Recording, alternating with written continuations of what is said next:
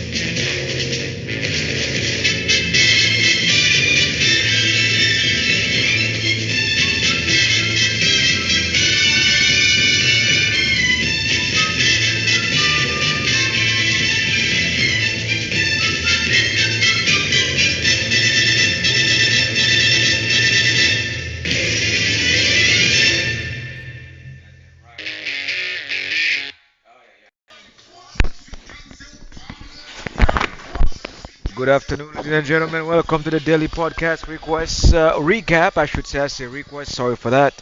And I'm here to recap on some other event that took place over the weekend.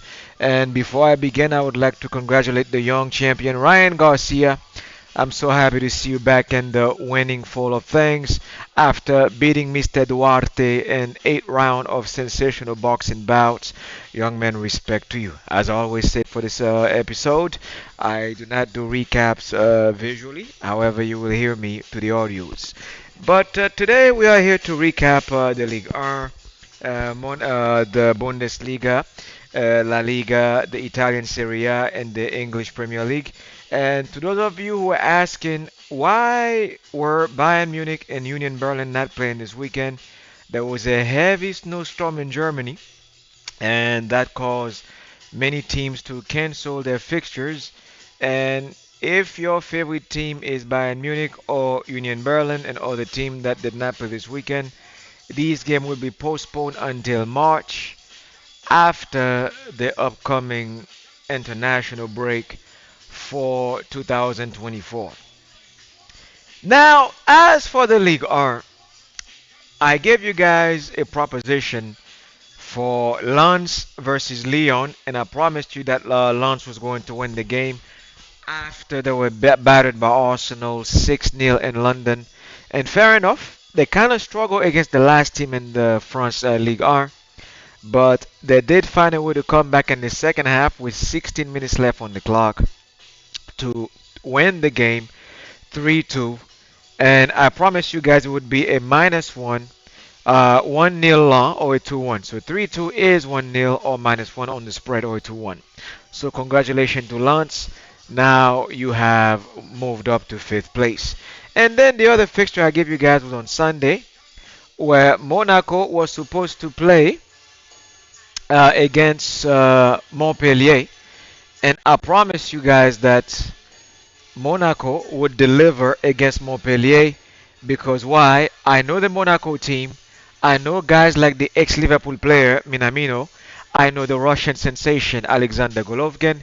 I know Flo Balogun from the Arsenal Football Club, and I definitely know the strengthening core of the power forward line being led by Hatam Ben Yadder, Alhamdulillah. And I did tell you guys that 70 to 80% that AS Monaco in this game, even though they lost back in April 2023, 4-0 to Montpellier, plus one, plus two, or 70 to 80% Monaco would win the game. Monaco won the game exactly as I predicted, but they give you a bonus. They won the game 2-0. And skipping to the Bundesliga, I told you guys that Borussia Dortmund, out of envy, would not allow. I repeated, they would not allow a team like Bayer Leverkusen, now being led by the likes of Granit Xhaka and Florian Wirtz, who denied a magnificent goal that I think he scored, but the referee called it off because of VAR. They say he was offline. I told you that Dortmund would not travel all the way to Leverkusen and Bayer Arena to choke. They would either win this game by 60% or find a draw. Fair enough. The score was 1-1. If you don't believe me, I would like you guys to go check it out yourselves. And moving on to Real Madrid versus Granada. This one was very easy. I said -2 Madrid. Scoreline was 2-0 against Granada. Respect to Rodrigo once again, and respect to Brahim. Alhamdulillah, Brahim Diaz and Tony Cruz, the Deutschland maestro. Respect to you, Tony Cruz. What a magnificent pass to allow Madrid to collect. I believe this is our third victories back to back. And I told you 80% Jude Bellingham would score. Unfortunately, that prediction, that proper, not a prediction because it was a prop, it did not come through. But so far, I'm 100%. Let's continue down the ladder. And then we had Barcelona playing Atletico Madrid. To all my Atleti lovers, unfortunately, you could not beat Barcelona for me in Catalonia. But I promise you guys on the spread, +1 Atletico Madrid away, 70% you would draw or 30% you would win the game. But +1 is covered. Unfortunately, because of João Felix, you guys lost 1-0 to Barcelona. But guess what? You covered the spread. And moving down to Il Calcio, so far I'm 100% R&I. Let's go. And we had AC Milan versus Los Rosineres versus Fresnone. What a goal by Christian Pulisic. The third goal was ridiculous. From Neil Magnia, the French goalkeeper. It's a one-way pass, and then he pulled it down, and the finish was ridiculous. Congratulations to Christian Pulisic. You know he's full of tricks, and guess what? That was a magnificent goal. I told you between him, Rafael Leao, or Olivier Giroud, one of these three would score a goal in that game, and Pulisic was the one to score the goal to give you 100% on the prop. As for the spread, I told you guys -1, -2, -3 AC Milan. The scoreline was 3-1 AC Milan, -2 is covered. I said the scoreline would be either 2-1, 3-1, or 3-0. 3-1, molto bene, AC Milan win the game. And then for the rivalry game of the weekend in Il Calcio, Napoli, Napoli got destroyed by Internazionale. To all my Napoli fans, we had to take this one with a glass of water or a glass of wine, your preference. And Inter Milan is a top dog, and not just Italian football, but across all the top five leagues. There is a reason why they are a Champions League finalist back in May 2023. Remember, Manchester City struggled to beat them 1-0 if it wasn't for Rodri, who scored the winning goal for Manchester City. Meanwhile, Haaland was there, De Bruyne was healthy, and they still could not crack the Da Vinci code that is Internazionale from Milan. And they came to the stadio of Diego Armando Maradona yesterday, and I watched this last 30 minutes of the game. There was no way Napoli was going to win this game. They shut down Victor Osimhen. They shut down Di Lorenzo. They shut down Cravadona. They shut down the entire Napoli midfield. And quite frankly, we were outgunned, outmatched by the likes of Lautaro Martinez, Marquis Thuram, Hakan Şenereglu, and the entire. They were too good. And if you don't believe me, go watch the highlights. We were completely dominated by the top five best team in the world, And when it's done like that, there is nothing you can do. You just take it with a grain of salt, like, okay, I'll get you guys next year. And now moving on to the Premier League, as I did not give you guys any props for the Premier League, but we can revise some of the scoreline, some of the events that took place in the Premier League from Saturday and yesterday. And we had at first Arsenal, who defeated Wolverhampton 2-1. The Gunners scored the first two goals. Respect to Bukayo Saka and of course Il Maestro Martin Odegaard, the Viking. But Arsenal made a big mistake that could have cost them the game. When it comes to Arsenal, I have to bring the critics. As you guys know, I don't have in a good accord with the manager, Mikel Arteta, or the owners. But I love the club and I respect the club, and I have to show respect whether I like it or not. But Zinchenko, you set up Odegaard for a wonderful assist, and then you countered your hard done work by giving away a goal to Wolverhampton, and they could have drawn the game in the last 10 minutes. Me, I will always address the flaws I see in this football club. But nevertheless, Arsenal beat them 2-1. Congratulations to the Gunners. And respect to Brentford FC for beating FC Luton, which Arsenal will play with, I think, on Wednesday or this Tuesday. But there is nothing to brag about. You beat a team in Luton who's in a learning curve in the Premier League. And then we had Burnley, the big surprising scoreline 5-0 over Sheffield United. My word. Vincent Company, your first big win in the Premier League as a manager. Congratulations to Burnley FC. And Everton beat Nottingham Forest 1-0. This one I did not see coming. This is why I did not put predictions for you in the Premier League. If you guys remember my last podcast on Friday for the Canon Sportscast, I thought that Nottingham could beat a team like Everton FC based on the condition they're in now, with being deducted 10 points. And after being stuffed by Manchester United, I was expecting Nottingham to beat them 2-1, and unfortunately they choked against them, and Nottingham lost at home against Everton, who would have thought 1-0. But on Saturday, the most surprising scoreline came at St. James's Park, where Manchester United got beaten, as I predicted, 1-0, 2-1 by Newcastle United, and I gave you guys a proper for that game. I told you the scorer would be Gordon, the ex-Evertonian, and guess who scored a goal in the 55th minute? Gordon did. And I believe he was also, if not the man of the match, it was Kieran Trippier who was the man of the match, but the goal scorer was, of course, Anthony Flash Gordon in the 55th minute. Congratulations to the Magpies. Now, as for yesterday, which was Sunday, of course, we had Bournemouth versus Aston Villa, a surprising scoreline, 2-2 a draw. I was expecting Villa to win this game, but Bournemouth, respect, because you made it hard for them to collect the threes. Leon Bailey and Oli Watkins, that guys, he saved Aston Villa, and 5 minutes left to go in the game. And then we had West Ham United, who drew Crystal Palace at West London Stadium. A 12 draw, and this one benefited more Crystal Palace than West Ham United. And moving on to the games, the big ones, we had Chelsea versus Brighton. Enzo Rini is finally back in the fold with a brace. Congratulations, Enzo, for scoring that goal, 2 goals to allow Chelsea to get 3 points over Brighton. And then we had Liverpool, who came back, one of the mothers of all comebacks, with Endo and Alexander Arnold, who scored twice in the game. And of course, there was a goal by McAllister, dialing it up from long distance. 4 magnificent goals by Liverpool. Folks, go watch this highlight. I highly recommend.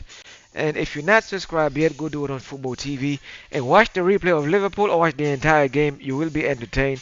Fulham, tough loss, but what you did to Wolverhampton, it's karma, it's what it is. And at Enfield, you know they have this magical atmosphere. If you're going to beat Liverpool, you have to beat it to the whistle. If you cannot beat them to the whistle, guess what? One of them things can happen to you. And then we had the result of the weekend. It's not a result of the weekend, it was a draw between the two teams. But it was one that benefited the Arsenal Football Club, allowing us to get a 2-point advantage clear of both Manchester City and Liverpool, and Aston Villa, Newcastle United, and Tottenham Hotspur. Tottenham drew Manchester City at the Etihad. Let me repeat. Tottenham Hotspurs went to the Lions Den, just like Liverpool did a week ago, and snatched a point out of the jaws of Manchester City. We all were expecting Manchester City to destroy Tottenham, but Tottenham showed character. Angus Beef Kostakoglu, I don't know what formation he used against Manchester City. Let me revise the formation that was used here because that was very uncharacteristic of Spurs. Well, they beat them before back in 2023, but that was last winter. But Spurs were using a 3-1-3-2-4 formation, being led by Heung-min Son, who scored the first goal, of course, with a 7.7 match average. 8.44 Kulilevsky, who scored a header goal with the LeBron James celebration. And then I think this is where Manchester City got caught. This new kid named Brian Gill, the Spaniard, 22 years of age, was put on the left-hand side to play against Walker. Kyle Walker, the ex-Tottenham player, was playing against a pacey winger. And based on what I saw City used against Chelsea, they were lined up with Walker, Diaz, and Gavidal. They used that same three at the back formation, and they got cooked by Tottenham Hotspur, and that's what happened. Scoreline was 3-3. Goal scorers for Manchester City was the poetic here. Heung-min Son scored the first goal in the 6th minute, and then he scored an own goal against Tottenham. And then Phil Foden scored in the 31st minute to give City the edge to 1. And then Lo Celso tied the game in the 69th minute. Jack Grealish scored the winner, should have been at 81st minute. And then Kulilevsky tied the game in 90th minute to cause Tottenham to get a draw and snatch a point out of Manchester City. And these were the scoreline when it comes to footy or European football, if you will, for the weekend. Now let's move on to American football and let's talk about college to be precise. And we had the scoreline for the playoff. I gave you guys the scoreline for Oregon versus the Mighty Ducks versus Washington Huskies. I told you guys +9 Huskies, +6 points, or a 30% win because I have respect for Oregon Mighty Ducks. And I did not expect them to get their feathers plucked this past Friday. And unfortunately, and very fortunate for Washington Huskies, to Mr. Odunze, the wide receiver of the year, Oregon Mighty Ducks defeated were defeated by Washington Huskies, and unfortunately they will not be in the playoff. Scoreline was 31-34. Washington Huskies, congratulations. Welcome to the playoff for the first time in your collegiate adventures. Now moving on to the other game I predicted. I did tell you the Longhorns were going to beat the Oklahoma State University Cowboys. And I gave you a prop -10 Texas, -7 Texas, over and under 50 to 55 points between the two teams at 40%. -7, 90%. Texas Longhorn wins it 100%. The scoreline was 49-21. Over and under been beaten. Do the math. What is 49 plus 21? Let's start. 49 plus 21, folks, is 70 points. I jumped the over and under 50 and 55 points. I beat the -7 spread for Texas. I beat the -10 spread for Texas. Let's talk about it, folks. 1 second here. Again, this scoreline 49-21. Let's do your spread. -21 point. That is a 28 spread between Texas and Oklahoma State Cowboys. Texas Longhorn, congratulations, because now you will be facing the Washington Huskies in the playoff.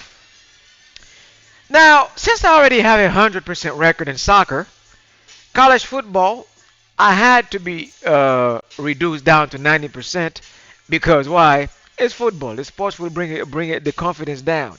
The game that cost me 90% all over the weekend is SMU Mustangs versus Tulane Green Wayne University. And unfortunately, the scoreline did not go the way I wanted. I thought Tulane had what it took to win the game. Unfortunately, the Mustangs won the game by defeating Tulane 26 to 14, and you are out of the playoff. And SMU Mustangs now is going to the bowls versus a team perhaps like Iowa or Oregon, but it's not the playoff. And we had Louisville versus FSU. I told you guys to go with Louisville plus 7, plus 4 on the spread, and heavy underdogs to win the game. Florida won the game 16 to 9, and FSU, congratulations to your team by beating Louisville. And so 16 minus 9, that is exactly plus 7 as I predicted it for you. Do your math correctly. Deduct 9 from 16, what do you get? Precisely my spread, plus 7, plus 4, heavy underdog at 40%. I delivered like I told you. So on Louisville, if they would lose, they would not lose by more than a touchdown. This is how cold I am with my prediction, folks. And then we had Michigan versus Iowa Jayhawks, and Michigan Wolverine smoked them. I said minus 14, minus 20 points for Wolverine. They defeated them 26 to zip, 26 to 0. They did not score even a field goal. I promise you that JJ McCarthy is no joke, and he delivered on the spread, and 100% zero doubt Michigan Wolverine would destroy Iowa. And then for the game of the week, the game I've been waiting for 25 years. I had a feeling I was going to beat Georgia, but I did not know how because I was not confident. I gave my team plus 7 and 60% chance to defeat the so-called number one team in the nation, who had now been ousted of the playoff for 2023 and 24. My Alabama, the elephant came through in the jungle and destroyed whatever was in her path, and took the Bulldog and kicked them to the curve like a 3-point field goal between the goalposts. Alabama defeated Georgia Bulldog 27 to 24. Congratulations to Jalen Milroe as my quarterback shown.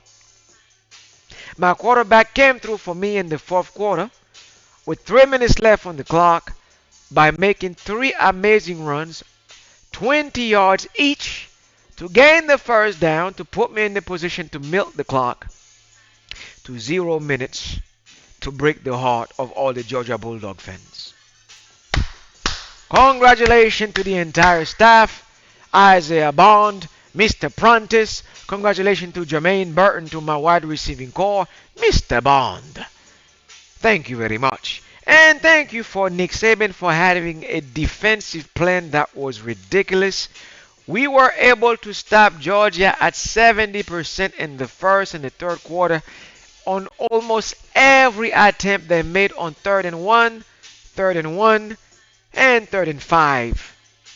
They were not able to get the first down they needed, and that allowed the mighty Alabama to put an end to the narrative where Georgia was in the position to have a repeat this year and also become the first team to go 30 and 0 back to back for 2 seasons. But thanks to the college football gods and Nick Saban, you were not allowed and were denied of such prestigious record. You're welcome.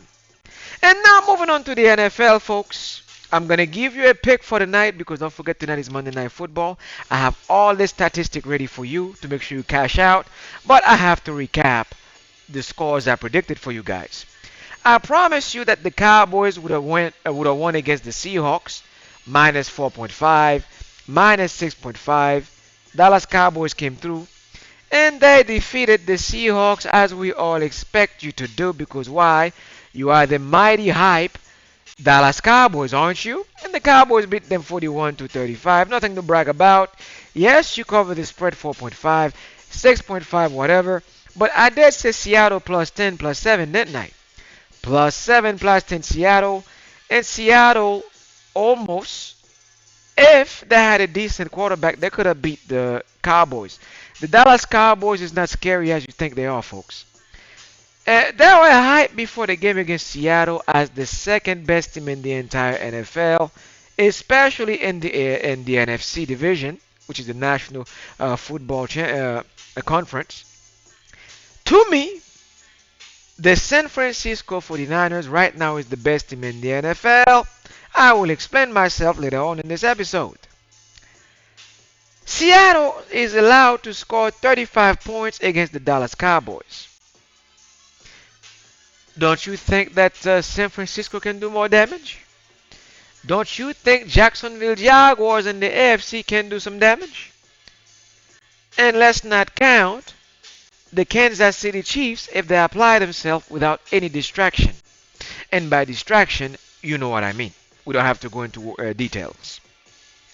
So Cowboys won, not convincing to me, 41 to 35. But it weren't until the last 6 minutes allowing Geno Smith, again I repeat, to score 35 points. And this is the exact reason why I will not put you in the top 3 teams to win the Super Bowl this year. You will falter in the playoff, and I'm expecting the 2 following teams to eliminate you in the playoff for me. The Detroit Lions will do the job, and if you fail to succumb to Detroit Lions to accept your defeat, the 49ers then will rock you off your feet in the quarterfinals before you get to the NFC Conference Division Championship. Mark the time I've said this on the East Coast, and mark the time down on when I said this today on the West Coast. Dallas Cowboys will not go to the Super Bowl. The Dallas Cowboys will not go to the NFC Conference Championship. The Dallas Cowboys will be eliminated in the first round of 16s or in the quarterfinals. And I'm done talking. Now, when it comes to the Lions versus the Saints, respect to the Detroit Lions, even though you made it difficult in the first 3 quarters. But I would like to give a big up respect to the tight end, number 87, Sam Laporta. Respect to Paisan, and respect to your number 9. That leap of a touchdown, that last one, that was ridiculous. I could watch this in slow motion all day long. The guy leaped to the end zone from the 5-yard line all the way to the end zone. I have never seen anything like this in the NFL. And the Detroit Lion jersey especially, since Barry Sanders was making mad cuts. And Detroit beat New Orleans. It was a hard game, 33 to 28, but I had no doubt the Lions were going to win this game. Therefore, congratulations to your ball club. And in the playoff, remember, you have a specific job for me. Take out the Cowboys. And then on Sunday, I gave you guys, if not the most difficult game I had to call ever in the NFL in the last 5 to 4 years and a half, folks. And that was San Francisco 49ers who traveled to the Eagles. Now, for those of you who followed the NFL, prior to this game, you know the records. 8-3 to the San Francisco 49ers, 4-2 away. Eagles 10-1, best record in the NFL. At home 5-0. A lot of experts were giving this game to the Eagles, and I respect that because they're experts.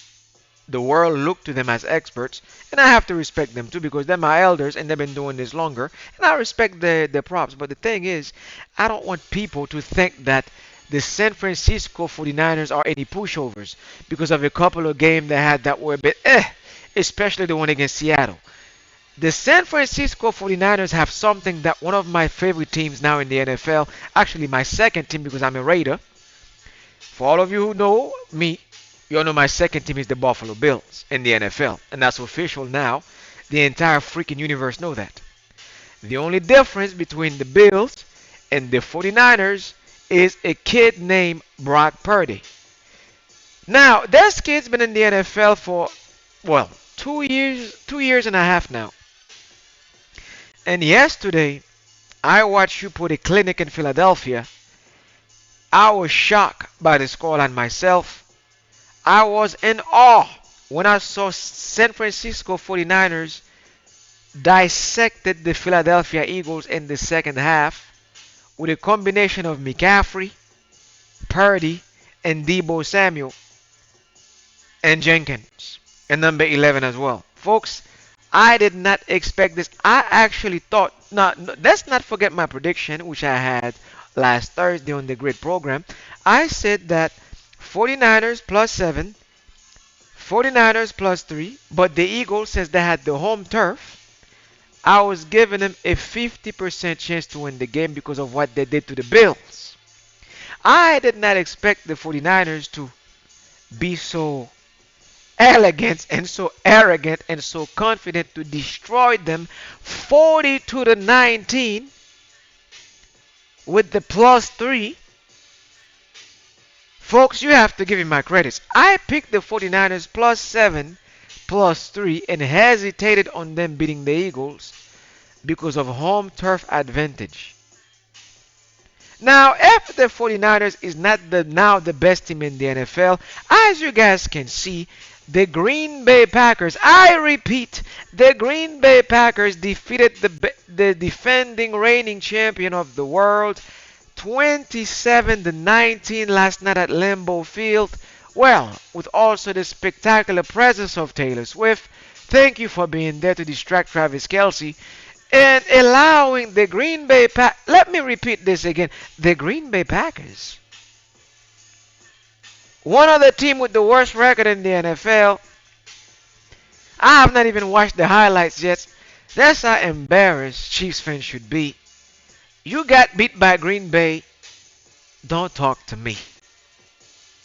San Francisco 49ers, folks, is the number 1 team in the NFL. The Dallas Cowboys, yes, you are number 2, as much I'm grinding my teeth to say it. The 3rd best team in the NFL until tonight. Folks, after I do this, I will give you a prediction. Congratulations to the Dallas Cowboys for your game, but the most respect go to San Francisco. But tonight, the ladder will change for the top 5. As long as the Jaguars beat the Bengals tonight, this is my prediction for you folks. 5 and 6 Cincinnati Bengals travel away to Jacksonville to face the mighty Jaguars. I'm expecting the Jaguars to beat the Bengals by -6. 2 field goals, or if you want to buy points, reduce it down to -4 or -3 Jaguars. I repeat, you will buy some points for tonight's game and reduce it down to -6, -4, or -3 Jacksonville win the game, or simply go with the money line. Now, 90% the Jaguars will beat them by a touchdown, which is -7 on the spread. Again, I repeat, at 90%, I have to give 10% to the opponent. Always show respect to your enemy. This is the NFL, and there's always surprises hidden behind the bushes. 10% go to the Bengals, but at 90%, I expect Jacksonville to demolish the Bengals by -7 or more as bonuses. But as for you, I would like you to buy some points, bring it down to -6, -4, -3 Jaguars, and they will win this game for damn sure without no surprises here. Now, folks, that is all I have. And for all my soccer fans, before I close the show, there will be some Premier League games tomorrow. I'll give you a couple of bonuses if you would like to play some wagers down. For tomorrow, we have Arsenal versus FC Luton. This game will be at 3:15. Mark the time down, please, to place your bets. Ladies and gentlemen, the pools are open as we speak. You can lay your bet ahead of time. You can actually attach this game with the Jacksonville Jaguars game for the night and cash out and take advantage now. We have Wolverhampton at 2:30 p.m. Eastern Standard Time against Burnley. My advice, if you ask me, go with Wolverhampton to beat Burnley. Ignore their 6-0 victory against Sheffield United. Go with Wolverhampton at the Molineux Stadium to beat Burnley 1-0 or a 2-1 at 2:30. I'm gonna mark this down myself to make sure I write it down so I don't play with y'all. So so when I do my recap, so that way you're not saying I'm lying to you. So I'm gonna mark this down as a prep line for tomorrow at 2:30 in the afternoon. Wolverhampton FC to beat Burnley. Wolves to beat Burnley 1-0 at the Molineux Stadium or 2-1 Wolverhampton. And then Arsenal at 3:15 tomorrow will beat Luton 3-0 Arsenal or 4-1 Arsenal in the form they are in right now. I expect 3-1 Arsenal or a 4-1 Arsenal. That shaky defense, I expect Luton to score against you guys. So 3-1 or 4-1. But if Arsenal give you guys a 3-0, 4-0, big surprise. So therefore, Arsenal FC -2 or scoreline 3-1 Arsenal or 4-1 Arsenal Football Club. And then we have on Wednesday, ahead of time, I'm giving you this to make sure you write this down. We have Manchester City travel to Aston Villa, folks. This is a difficult game, therefore I'm gonna give you this one. This game is at 3:15 on Wednesday. Aston Villa is hosting Manchester City at Villa Park. Go with Aston Villa plus 1 or 1.5 if you buy points, or Aston Villa plus 2. If they get beat by Manchester City, they will not lose by more than 1 point or 2 points. So plus 1 Aston Villa, plus 2, and this game is at 3:15. And then we have Manchester United versus Chelsea. This one is 80% draw. Man United, Chelsea, 80% draw between the two teams. So therefore you go with plus 1 Chelsea, or you go with Chelsea for a 1-0 victory at Old Trafford. And I'm done. Again, this game will be at 3:15 this Wednesday. 80% they will draw one another. If Chelsea lose, it'll be a 1-0 or a 2-1 by a surprise from Manchester United. And then I expect Chelsea to beat United 1-0 at Old Trafford, like they did Tottenham 4-3.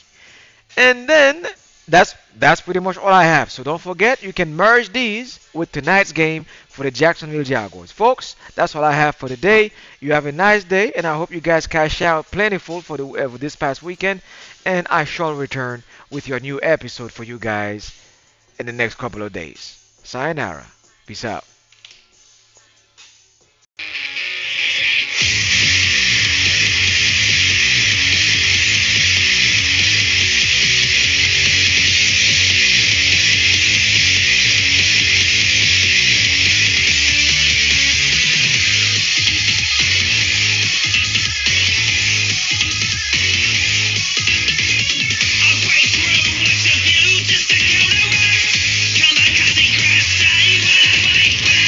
What you gonna do? What you gonna say?